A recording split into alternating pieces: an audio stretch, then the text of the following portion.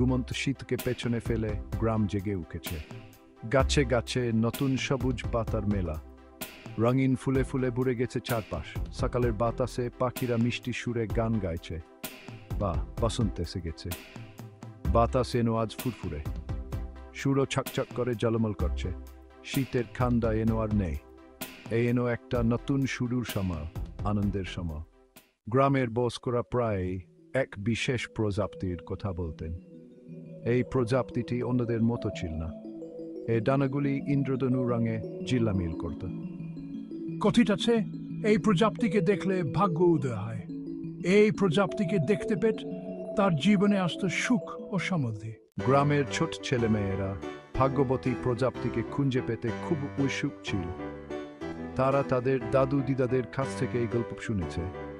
তারা স্বপ্নেও ভাবতে কখনো এই জাদুকরী প্রজাতিকে দেখতে পাবে।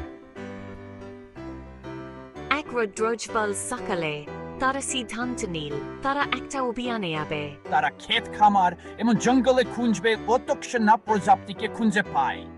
ওয়া, আমরা প্রতিটা জায়গা খুঁজব। সাবধানে থাকো আর একসাথে থাকো, মজা করো আর তোমাদের সুখভাও কামনা করি। প্রকৃতির খেলার মাঠে অভিযান। ছেলেমেয়েরা খেতে দাপড়ে বেড়াচ্ছিল, তাদের হাসির ঠুমনি বাতাসে বেসে বেড়াচ্ছিল। এই দেখো কত রঙিন ফুল, হয়তো প্রজাতিটা এখানেই কোথাও লুকিয়ে আছে। চলো নদীর ধারে আয়।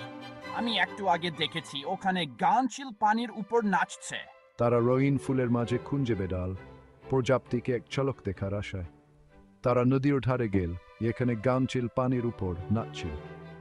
এখান থেকে দৃশ্যটা অসাধারণ, এখান থেকে সবকিছু দেখা যাচ্ছে।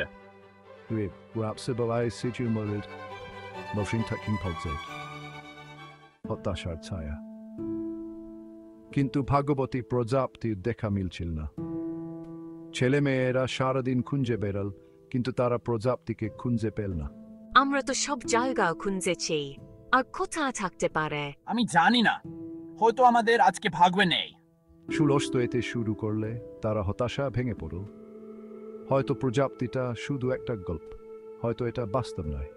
আমার মনে হয় এবার ঘুরে ফেরার সময় হয়েছে। তারা নদীর ধারে বসে পড়ল, ক্লান্ত এবং বিষণ্ণ হয়ে। এক জাদুকরী সাক্ষাৎ। তখন তারা প্রায় সব আশা ছেড়ে দিয়েছিল। ঠিক তখনই একটি জাদুকরী ঘটনা ঘটাল।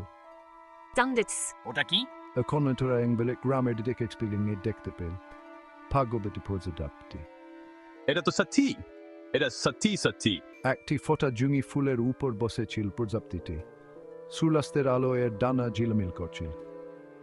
এটা আমি আমার জীবনে কত সুন্দর জিনিস দেখেছি, তার মধ্যে সবচেয়ে সুন্দর। আমরা পেরেছি, আমরা ভাগ্যবতী প্রজাতিকে খুঁজে পেয়েছি।